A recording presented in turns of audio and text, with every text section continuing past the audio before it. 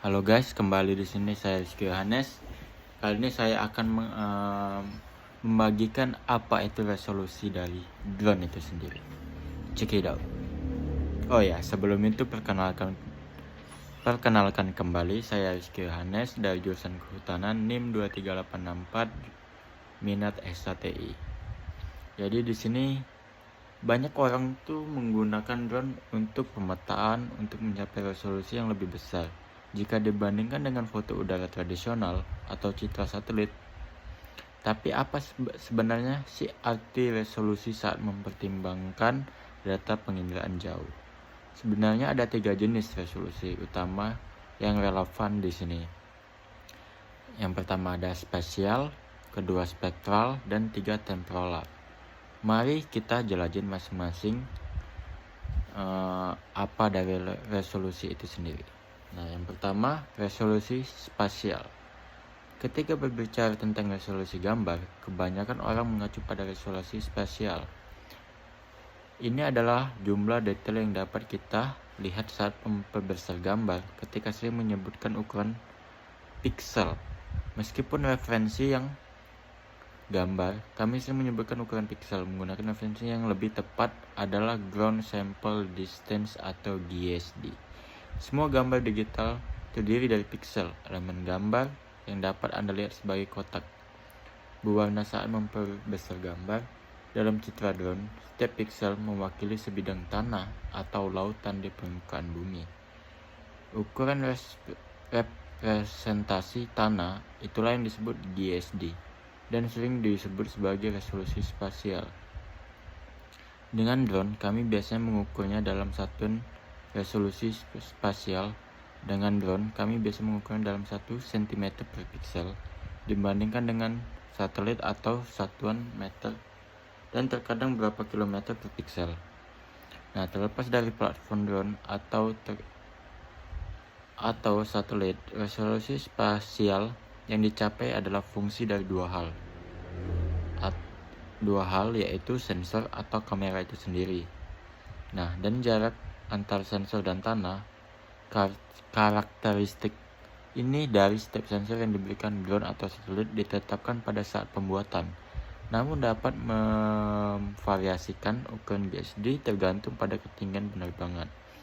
Misal nih, pada saat penerbangan DJI Phantom 4 Pro dengan kamera 20 megapiksel pada ketinggian 120 meter.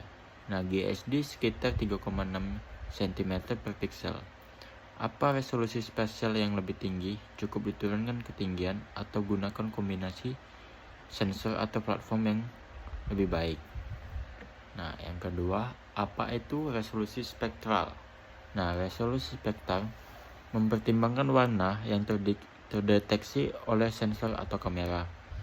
Penglihatan manusia yang tidak terganggu mendeteksi 3 warna: merah, hijau, dan biru atau disingkat RGB. Nah, kami mencampurkan warna-warna ini untuk melihat seluruh pelangi.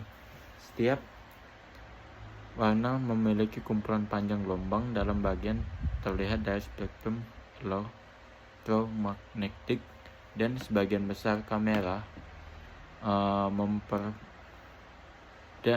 dan sebagian besar kamera komersial disetel untuk meniru sensitivitas RGB kami. Ini termasuk kamera drone. Namun sensitivitas RGB manusia terbatas dan ada banyak panjang gelombang cahaya lain yang tidak dapat kami deteksi. Panjang gelombang cahaya yang tak terlihat ini dapat memberikan kita informasi tentang berbagai sifat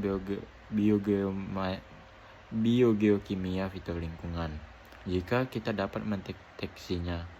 Namun, kita bisa menggunakan sensor khusus untuk mendeteksi dan mengukur informasi dalam panjang gelombang tertentu.